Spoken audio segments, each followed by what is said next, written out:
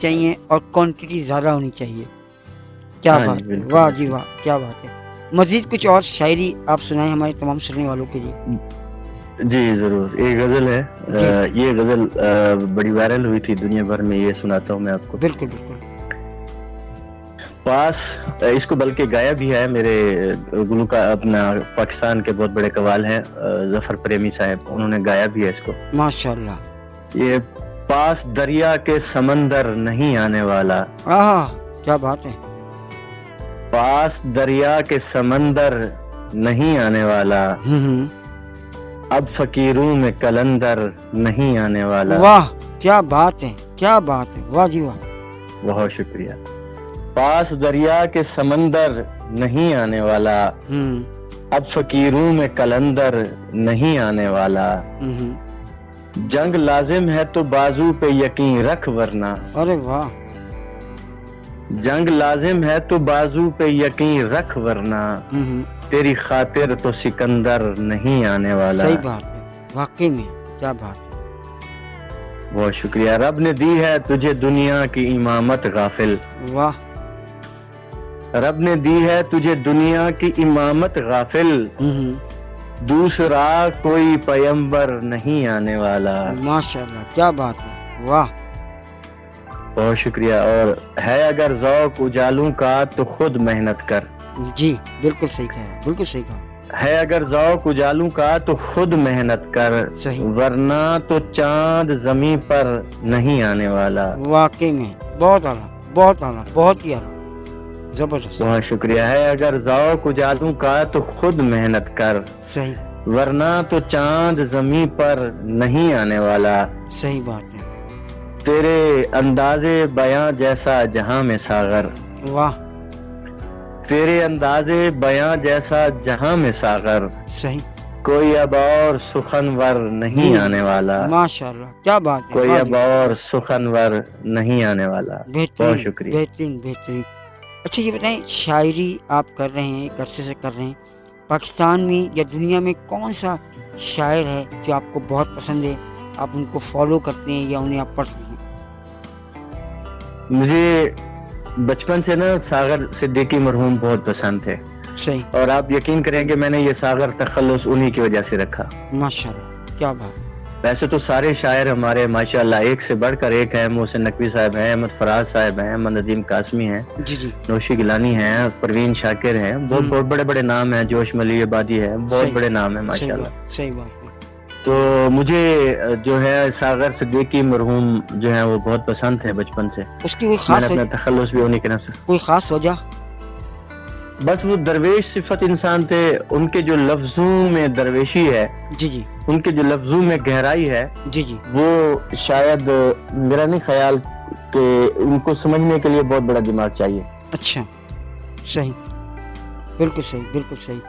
تو جناب آج کا یہ پروگرام ہمارے معزز مہمان اے آر ساغر صاحب ہمارے ساتھ موجود ہیں. بہت مزیدار گفتگو جاری ہے اور ان سے ہم نے ان کے بچپن کے، ان کے کھانوں کے حوالے سے، ان کے گھومنے پھرنے کے حوالے سے، ان کی شاعری کے حوالے سے تقریباً ساری باتیں کی ہیں. اور ان سے ہم نے کوشش کی ہے کہ آپ بھی انٹرٹین ہوں اور ہم بھی انٹرٹین ہوں.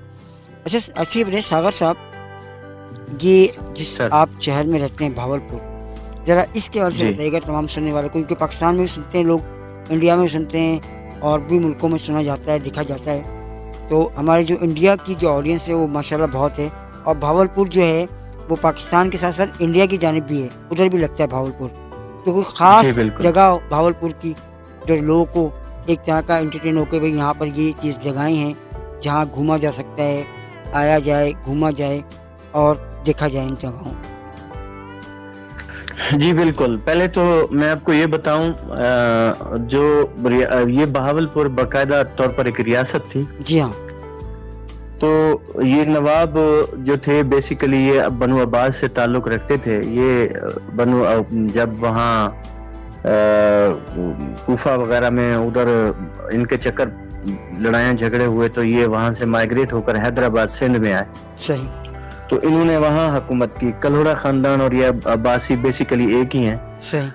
تو یہاں بھی حیدرآباد میں بھی آپس میں امن سکون کے ساتھ نہ رہ سکے، پھر وہاں سے چلے اور ادھر آئے، چولستان تھا، تو چولستان میں قلعہ تھا، قلعہ دراوڑ، اچھا، تو انہوں نے اسے فتح کیا۔ اس کے بعد احمد پور شرقیہ جو ہے ایک چھوٹا سا شہر تھا، اس کے ساتھ انہوں نے ایک ڈیرہ نواب صاحب کے نام سے شہر آباد کیا، وہاں پیلس بھی بنایا ماشاءاللہ۔ پھر وہاں سے انہوں نے آگے اور بھی بہت سارے شہر بنائے، تو انہوں نے یہ جو بہاول پور شہر ہے بنیادی طور پر یہ ایک چھوٹی سی بستی تھی، جس کا نام تھا بستی راجے خان۔ واہ کیا بات۔ تو 1735 میں نواب آف بہاول پور، جن کا نام بھی بہاول خان عباسی تھا، اچھا، انہوں نے اپنے نام سے ایک شہر آباد کرنے کی کوشش کی۔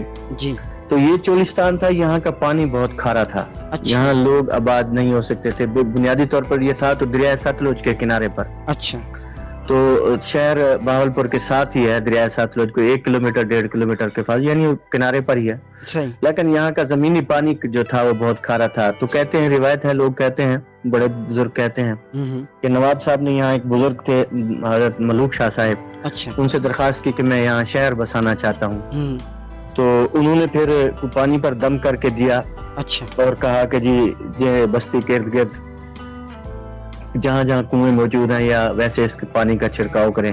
اچھا، تو شہر بہاول پور کی حدود کے اندر اندر پانی سارا میٹھا ہو گیا ان کی دعاؤں کے کرامت سے۔ لیکن اب شہر بہاول پور سے باہر جائیں گے تو پانی کھارا ملے گا آپ کو۔ اچھا، تو وہ پھر ان کی رشتہ داری تھی بنیادی طور پر ملکہ وکٹوریہ کے ساتھ، برطانوی سامراج جو تھے ان کے ساتھ ان کی رشتہ داری تھی۔ اچھا، تو انہوں نے وہاں سے انجینئر منگوایا ہے برطانیہ سے، اچھا، اور انہوں نے اس کی پلاننگ کی شہر کی کہ یہ کئی صدیوں تک اس کو کوئی مسائل نہ ہوں۔ اچھا، تو بڑا خوبصورت اس کو بنایا گیا، اس کی بہت پیاری پلاننگ کی گئی۔ اب یہاں پر ماشاءاللہ بہت سارے محلات ہیں، اچھا، جس میں نور محل ہے، دلدار محل ہے، گلزار محل ہے، بہت سارے محل ہیں یہاں پر شہر میں، اور چڑیا گھر ہے یہاں پر، اور اس کے ساتھ پارک ہے پاکستان کا مشہور لال سہارا پارک، ماشاءاللہ، جو بہت بڑا پارک ہے۔ یہاں دریا ہے، ساتھ یہاں قلعے بھی ہیں، جیسے قلعہ دراوڑ ہے، تھوڑا سا آگے چلے جائیں روہتاس وغیرہ ہے، فورٹ عباس وغیرہ ہے۔ اور اس کے علاوہ جو ہے انڈیا جو ہے ہمارا، وہ فورٹ عباس کے پاس اس کی ہماری ریاست بہاولپور کے ساتھ ہی اس کی سرحدیں لگتی ہیں۔ ہماری بہاولپور کے ساتھ شہر تھا انڈیا کا جیسلمیر اور بیکانیر، ٹھیک ہے، راجستھان۔ ہاں، تو ہاں جی، راجستھان میں، یہ راجستھان حصہ، یہ ساتھ ہی تھے ہمارے۔ تو بلکہ یہاں سے ہمارے ایک گیٹ بھی ہے شہر کا، اب تو اس کا نام تبدیل کر دیا گیا، فرید گیٹ رکھ دیا گیا، پہلے اس کا نام جیسلمیر گیٹ تھا، بیکانیر گیٹ تھا۔ تو وہ ہاں بیکانیر گیٹ تھا، وہ سیدھا راستہ جو تھا وہ بیکانیر ریاست میں جاتا تھا، کچھ تھوڑا سا فاصلہ ہے، کچھ زیادہ نہیں ہے، 100-200 کلومیٹر کے فاصلے پر ہے۔ اچھا، تو شہر سے، لیکن وہ جو ریاست کی حدود تھی وہ تو اس بیکانیر کے ساتھ ہی ملتی تھی، صحیح، راجستھان کے ساتھ۔ تو ماشاءاللہ اب یہ اس کی بناوٹ سٹرکچر ایسا ہے، بڑا خوبصورت ہے، اور خوبصورتی میں ویسے بھی اس کی نمبرنگ کی گئی ہے، تو یہ دوسرے نمبر پر آیا پنجاب بھر میں۔ صفائی ستھرائی کے حساب سے پہلے نمبر پر آیا، بہت صاف ستھرا شہر ہے۔ لوگ سمجھتے ہیں کہ یہ چولستان ہے، لیکن جو یہاں آتا ہے پھر یہاں سے واپس اس کو جانے کا دل نہیں کرتا، بلکہ آباد ہو جاتے ہیں یہاں لوگ، ماشاءاللہ جی، بالکل آپ نے اتنا اچھا نقشہ کھینچا ہے کہ بہت سارے لوگ سن رہے ہوں گے، وہ اور مجھ سمیت میں بھی ضرور ہم چاہیں گے کہ ہم بہاولپور کو ایک دفعہ وزٹ کریں اور یہ خوبصورت شہر پاکستان کا ضرور دیکھیں۔ اچھا، آپ نے بات کی پیلس کی، بہاولپور پیلس، اس کے بارے میں سنا ہے بہت ہی زبردست بنایا گیا اور بہت بڑی حویلی ہے، یہ پیلس نہیں، بہت بڑی حویلی ہے